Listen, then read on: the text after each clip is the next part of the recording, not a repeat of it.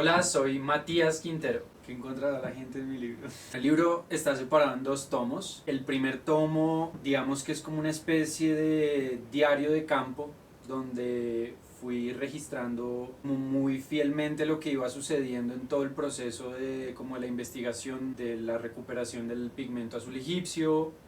Y una vez que logré recuperar la fórmula, o digamos tener como una fórmula ya como muy específica que me servía siempre, empecé a registrar un poco más mi experiencia con el pigmento en diferentes circunstancias de mi vida, tratando de usarlo en la pintura, tratando de usarlo en la escultura, como en este tipo de cosas, ya experimentando más específicamente con el pigmento. El segundo tomo es como una especie de divagación poética, mitológica, simbólica, donde hago como por analogía como diferentes relaciones poéticas que me permiten a mí empezar a sacar como una sustancia que está detrás del color azul, pero tratando de enfocarlo siempre a ese pigmento ancestral, tratando de encontrar cuál es el símbolo que está contenido en él, como la causa simbólica que está contenida realmente en ese pigmento, y digamos cuál es la razón por la cual los seres humanos han llegado a usar el azul en diferentes circunstancias. Bueno,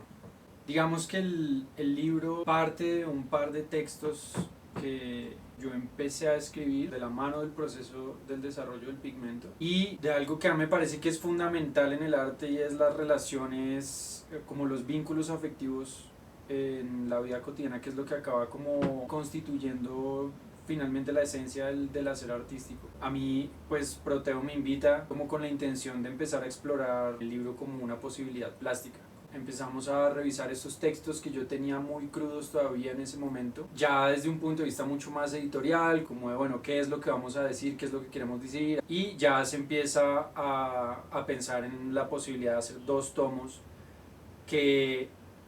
para mí comprenden como lo esencial de mi práctica artística, que es por un lado el diario vivir, de ir registrando la práctica artística a manera como de un hacer cotidiano, y por otro lado como ese constante trabajo que yo estoy haciendo en el área como de las relaciones poéticas, relacionando el símbolo, tratando de encontrar qué es lo que se esconde detrás de las formas, detrás de los materiales, detrás de todas estas cosas. Pues el eje del libro siempre fue el azul egipcio, era como el punto al cual queríamos, o desde donde queríamos empezar, y también un poco el fin, ¿no? Como una especie de uroboros que empezara en ese pigmento y terminara ahí mismo. Yo, más que artista, siempre me he considerado como un polímata. A mí la escritura me ha acompañado desde que soy muy chiquito, de forma muy orgánica, como sin reglas, sin normas, siempre como muy libre. Me he dado cuenta que en la escritura puedo condensar ideas muy complejas que puedo comunicar, que no definen mi trabajo, pero que sí hacen parte como del marco conceptual de lo que a mí me interesa en mi vida en general. En todo caso, pues siempre es un poco complejo empezar a habitar el mundo de lo editorial, porque ahí sí ya empiezan a aparecer un poco más las normas, como las inquietudes sobre ciertas palabras que hay que cuidar un poco más, y eso lo lleva a uno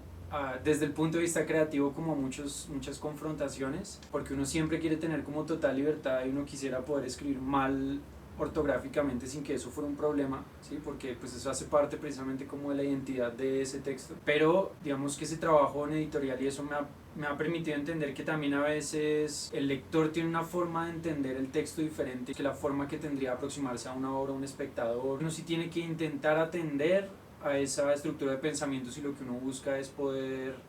tener una claridad frente a lo que uno quiere, digamos, ofrecerle al lector. En últimas, ha sido una experiencia maravillosa.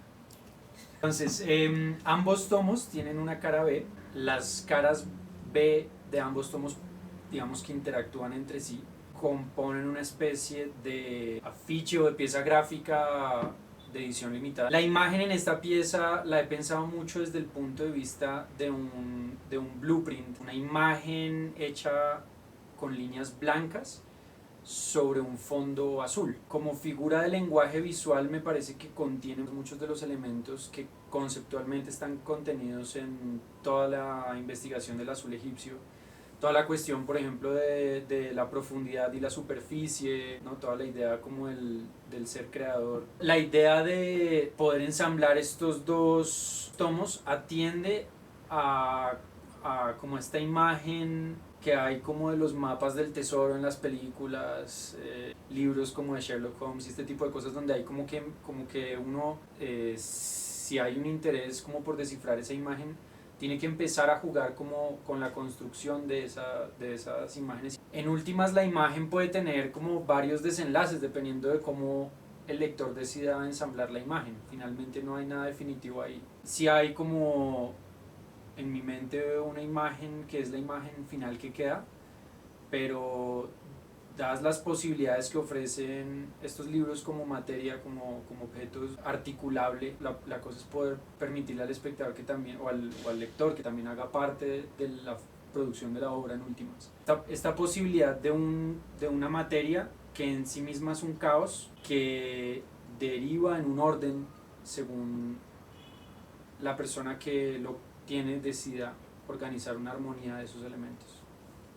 Bueno, no, la experiencia editorial con Proteo ha sido maravillosa. Pues tuve la oportunidad de trabajar en otro proyecto editorial en otra ocasión. Especialmente desde el punto de vista editorial, había siempre como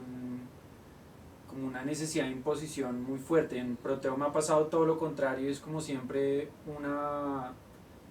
intención de escucharme, de estar como muy atentos frente a cuál es la idea que yo tengo, de asegurarse como de no estar como sobreponiéndose a ninguna necesidad que haya dentro de mi texto como material plástico.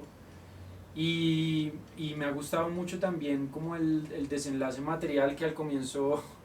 pues sí me tenía un poco asustado, honestamente, porque cuando uno tiene una idea de libro, pues uno piensa en algo que es muy tradicional, ¿no? Y Proteo sí, digamos que lo mueve a uno para pensar el libro desde un punto de vista mucho más libre, mucho más artístico, que al comienzo es un poco miedoso, como que asusta, pero que eventualmente, o sea, en la medida en que uno empieza a meterse en el proyecto y uno se da cuenta de que tiene muchas más posibilidades de las que podría tener un libro cualquiera, y que esas posibilidades incluso trascienden el aspecto literario del libro y se convierten ya en una cuestión visual, en una cuestión experiencial, en una cuestión material. Ahí ya pues uno empieza como a dejarse ir y pues la verdad es que he disfrutado muchísimo el proceso, ha sido todo muy orgánico, sin imposiciones y sin presiones de ningún tipo.